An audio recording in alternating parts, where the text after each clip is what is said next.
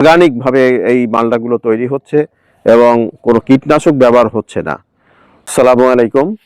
আমরা আজকে এখানে এসেছিলাম, একটা মালটা বাগান আমরা দেখলাম। মোহাম্মদ আজহারুল ইসলাম, ওনার যে খামারটা রয়েছে সেই খামার আমরা দেখলাম এবং এখানে সম্পূর্ণ অর্গানিকভাবে এই মালটাগুলো তৈরি হচ্ছে এবং কোনো কীটনাশক ব্যবহার হচ্ছে না।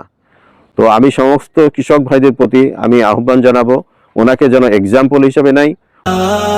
এইচকে জৈব সার করেন ব্যবহার, সাশ্রয় হবে 30 থেকে 50% রাসায়নিক সার। সুস্থ থাকবে জমি ও পরিবার।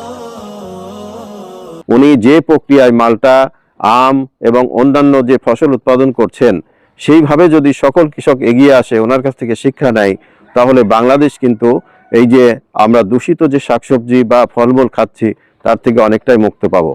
আমি আন্তরিকভাবে ওনাকে ধন্যবাদ এবং কৃতজ্ঞতা জানাই। উনি এই এক্সাম্পল তৈরি করেছেন। ধন্যবাদ।